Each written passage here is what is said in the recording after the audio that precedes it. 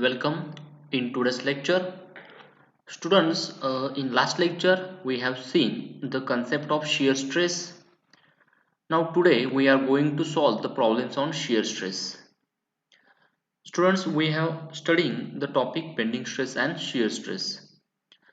In previous lectures we have completed the concept of bending stress, okay, and the problem on it. Now there is a problem on shear stress. A shear stress, that is a this is a question. A beam of rectangular cross section 200 mm by 300 mm. It is subjected to shear force of 48 kilonewton. Calculate shear stress at top layer and at a distance of 50 mm, 100 mm and 150 mm from the top layer. Draw shear stress distribution diagram. This question is asked for winter 17 for 8 marks. Okay, then what is the question? The cross section of that is rectangular cross section of beam having dimensions 200 by 300. Okay, you can see this is a 200 mm dimensions width is there and total depth is 300 mm.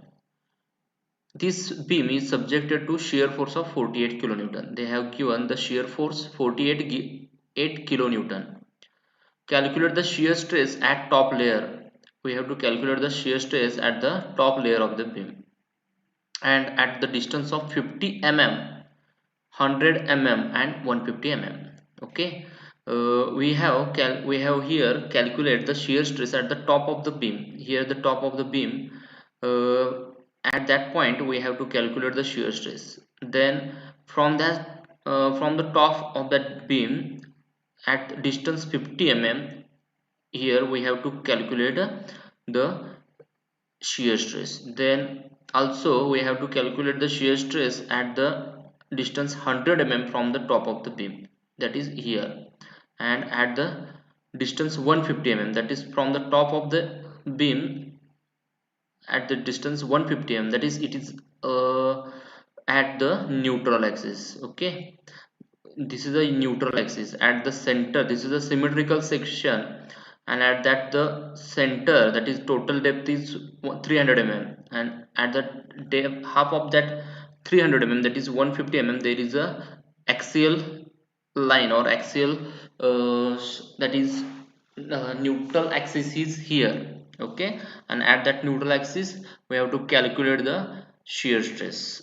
Okay, then we have to calculate the shear stress at a total 4 layers, that is at the top of the layer, then at the 50 mm from the layer top layer, at the 100 mm from the top layer, and at the 150 mm from the top layer. Okay, this is the problem, and at the last we have to calculate the shear stress distribution diagram. Okay, then solution of that problem. This is a diagram 200 by 300 mm. This is a neutral axis. Here given they give the width 200 mm, that is B, then D is 300 mm, and the shear force, that is 48 kilonewton they have Q. And here we have to calculate Q, that is shear stress. Q means shear stress. Q at top, Q at 50 mm, Q at 100 mm and Q at 150 mm from the top of layer of the beam. Okay, then solution is we have the formula, that is we have shear stress formula. Q is equal to S A y bar divided by I into B. Okay, this is the shear stress equation or formula. S means shear force, A means area, y bar means the neutral axis, the distance from the neutral axis, and the CG of that particular area. Then I means the moment of inertia of whole section, and B means the width of that whole section. Okay, then we have to calculate the area of each layer, that is at the 150 mm, then we have to consider the area from up to 150 mm layer. Okay, if we take the layer at the layer 50 mm, then we have to consider the area only particular that area. Okay, I-axis, first calculate the I-axis. Here we have to first calculate the moment of inertia of this section. तर आपल्याला moment of inertia आपण काढून घेऊया. I axis is equal to BD cube by 12. Formula, what is the formula for I axis is VD cube divided by 12. B is a 200 and D is a 300. Okay, it is 200 into 300 cube divided by 12, and the answer will be 45 into 10 raised to 7 mm raised to 4. Okay, the value of moment of inertia about x-axis is 45 into 10 raised to 7. Then shear stress at the top of the section. At the top म्हणजे आपल्याला टॉपला जर घ्यायचं असेल तर shear stress ही value 0 असते. Okay, तुम्ही न बघता किंवा कुठलाही कॅल्क्युलेशन न करता तुम्ही ते लिहू शकता. आपण थेरीला तुम्हाला एक्सप्लेन केलेलं आहे. Q ची व्हॅल्यू जी आहे ते टॉपला तुमची किती येणार आहे, 0 येणार आहे. then आपल्याला shear stress जे आहे at the layer 50 mm from the top, आपल्याला टॉप पासून म्हणजे या इथे आपल्याला काय करायचं आहे, shear stress काढायचा इथं. ओके, ऍट द टॉप म्हणजे ह्या टॉप पासून 50 mm वरती ह्या लेयरला आपल्याला काय करायचं आहे, shear stress काढायचा आहे 50 mm. ओके, मग आपला त्याचा फॉर्म्युला आता बघूया. पहिला एरिया जो घेणार आहे आपण, म्हणजे आता जो फॉर्म्युला आहे आपल्याला Q is equal to S A, आपला फॉर्म्युला काय आहे, S A Y bar divide by I into B. आता एरिया जो घेणार आहे आपण, तो एरिया कुठला घ्यायचा असतो, तर आपण जो 50 mm चा लेअर घेतला म्हणजे इथं 50 mm येणार, तर एवढाच रेक्टँगल जो आहे तो फक्त कन्सिडर करायचा. म्हणजे एवढाच एरिया काय करायचा, कन्सिडर करायचा. ज्या लेअरला आपल्याला घ्यायचा आहे त्या लेअर पासून त्याच्या वरचा जो काय असेल पोर्शन तेवढा सिलेक्ट करायचा. ओके, म्हणजे आता इथं जो एरिया कन्सिडर करणार आहे तो फक्त हा जो वरचा तुम्हाला रेक्टँगल दिसतो तो कन्सिडर करायचा. म्हणजे याची डेप्थ किती आहे, 50 mm, आणि ह्याची विड्थ किती आहे, सेम 200 mm. म्हणजे एरिया काय येणार, 200 बाय 50 mm. ओके, एरिया काय येईल, 100 by 50 mm, sorry 200 by 50 mm. ठीक आहे, हा झाला एरिया. आता वाय बार काढूया आपण. वाय बार कसं करतात, CG from of area from the neutral axis. आपण जो एरिया कन्सिडर केला हा 200 बाय 50 चा एरिया, त्याचा CG घ्यायचा आणि त्या CG पासूनच ते CG तो पॉइंट आणि न्यूट्रल ऍक्सिस त्याचं डिस्टन्स. म्हणजे आता बघा हा एरिया आपण कन्सिडर केलाय, हा एरियाचा हा इथं काय आहे, CG आहे. ओके, म्हणजे या रेक्टँगल जो आहे त्याचा सेंटर पॉइंट कुठे आहे, इथं आहे. इथून म्हणजे हा काय सेंटर ऑफ ग्रॅव्हिटी CG झाला, इथून ते न्यूट्रल ऍक्सिस पासूनचं डिस्टन्स, हे डिस्टन्स जे आहे ते काय असतं तुमचं वाय बार असेल. कधी, फक्त एवढ्या याच्यासाठी. ठीक आहे, म्हणजे आपण 50 mm कन्सिडर करतोय तर या 50 mm च्या याच्यासाठी तुमचं काय आहे, हे वाय बारचं हे डिस्टन्स आहे. ठीक आहे, हा वाय बार तुमचा झाला. तर वाय बार किती येईल, 100 प्लस 50 बाय 2. ओके ओके, तर हा CG आपला किती आला, 100 प्लस 50 डिवाइड बाय 2. म्हणजे हे कसं आलं तर बघा 100 कुठलं, ही जी व्हॅल्यू आहे आता हे टोटल किती आहे, 150 आहे. ठीक आहे, आता इथून ते इथपर्यंत हे किती आहे, 50 mm आहे. म्हणजे टॉप पासून 50 mm घेतले म्हणजे हे 50 आहे. राहिलं किती, हे टोटल 150 मधून हे 50 mm गेलं, खालचं बॉटमचं इथून ते इथपर्यंत किती राहिलं, 100 mm राहिलं. इथून ते इथपर्यंत 100 mm आणि ह्याचा CG कुठं येत आहे, मग एवढं डिस्टन्स आपल्याला घ्यायचं आहे. म्हणजे हे एवढं डिस्टन्स प्लस हे एवढं डिस्टन्स, म्हणजे हे 100 प्लस हे 50 डिवाइड बाय 2 म्हणजे हे 25. 100 प्लस 25 म्हणजे 125 तुम्हाला मिळेल. ओके, 100 प्लस 50 डिवाइड बाय 2 म्हणजे 125 mm मिळालं. हा झाला तुमचा वाय बार. कशासाठी, आपण Q50 जे काढतोय त्याच्यासाठी. मग आता Q is equal to at the layer 50 mm S A Y bar divide by B into I. तर आपण एस ची व्हॅल्यू दिली त्यांनी 48 इंटू 10⁻³ इंटू एरिया आपण काढलाय 200 बाय 50, इथे वापरलं 200 बाय 50 इंटू 125. वाय बार आपल्याला मिळालाय 125, ती इथे वापरली. डिवाइडेड बाय विड्थ किती आहे टोटल सेक्शनची, ते आता म्हणजे जो काय आहे ह्याची विड्थ आहे 200 आहे. ठीक आहे, मग हे तर 200 इंटू आय आपण काढले मगाशीच्या व्हॅल्यू मध्ये किती आहे, 45 इंटू 10⁻⁷ आहे आय ची व्हॅल्यू. ठीक आहे, या व्हॅल्यू यूज केल्या आपल्याला Q मिळेल. Q is equal to 0.67 into 0.67 newton per mm². Okay, at the layer of the 50 mm from the top the shear stress will be 0.67 newton per mm². ठीक आहे, हा झाला Q at the 50 mm layer.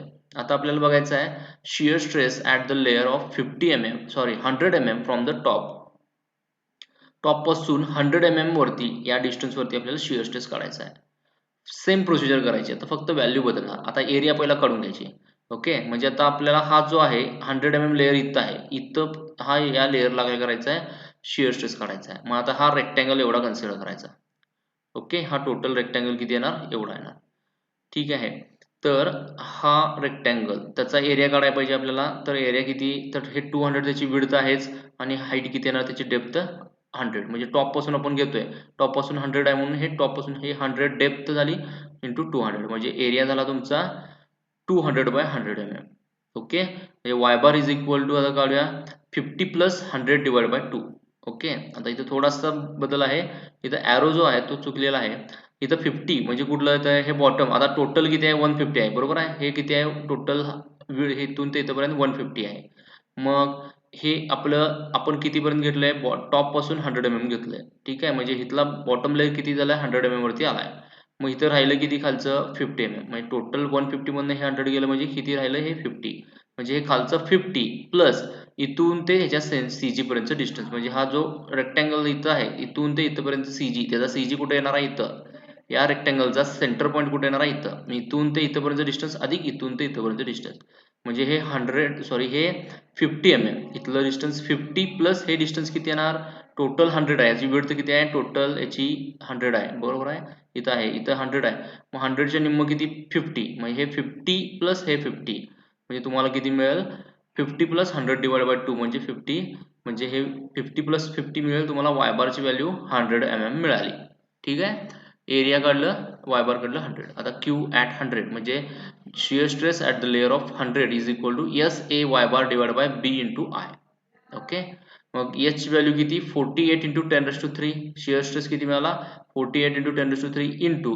Area काढले आपण 200/100 okay 200/100 इथं आपण वापरलं आणि into काय y बार किती आहे 100 mm y बार ची व्हॅल्यू इथं किती 100 वापरली डिवाइडेड बाय B 200 आहे I पण तेच 45 into 10 raised to 7 कॅल्क्युलेट केल्यानंतर तुम्हाला मिळेल Q100 is equal to 1.067 Newton per mm square okay म्हणजे at the layer of the 100 mm from the top the shear stress is equal to 1.06 Newton per mm square okay next fourth shear stress at the layer of 150 mm from the top okay म्हणजे 150 mm top पासून 150 mm म्हणजे आता ते येणार कुठे बरोबर neutral axis वरतीच येणार ओके म्हणजे हा इथं डायग्राम आहे आता ही रेक्टँगल कुठला येणार एवढा येणार म्हणजे टॉप पासून 150 म्हणजे हे न्यूट्रल ऍक्सिसलाच येणार ओके म्हणजे न्यूट्रल ऍक्सिसला तुम्हाला काय काढायचं आहे शियर स्ट्रेस काढायचा आहे तर एरिया किती येणार आता इथं जेवढा आपण 200/150 म्हणजे जेवढं आपण लेयर घेतलं 150 म्हणजे टोटल रेक्टँगल जेवढा होणार आहे हा तर हे 200 विड्थ हे टोटल विड्थ 200 into 150 हा एरिया झाला ओके हा एरिया झाला 200/150 आता y बार काढायचा आहे 150 डिवाइड बाय 2 येणार म्हणजे टोटल जो काय हा रेक्टँगल आहे हा रेक्टँगल ओके आता न्यूट्रल ऍक्सिस आणि हा लेअर 150 एकाच आहे बरोबर आहे म्हणजे या न्यूट्रल ऍक्सिस पासून त्या याचा सेंट्रॉइड कुठे ह्या रेक्टँगलचा इथं येणार म्हणजे डिस्टन्स किती असणार आहे हे 150 टोटल डेप्थ आहे तर त्याच्या निम्मा म्हणजे 150 डिवाइड बाय 2 म्हणजे हे डिस्टन्स मिळेल म्हणजे 75 तुम्हाला काय मिळेल डिस्टन्स मिळेल y बार किती मिळेल याला 150 डिवाइड बाय 2 म्हणजे 75 mm मिळाला ठीक आहे आता या व्हॅल्यू आहेत एरियाची आणि y बारची व्हॅल्यू इथं वापरूया Q 150 shear stress at the 150 is equal to SA y bar divided by B into I आता S ची value 48 into 10 raised to 3 area 200 into आता काय येणार 150 घेणार इथं 200 into 150 इथे एरिया काढला इंटू y बार किती आलाय 75 डिवाइडेड बाय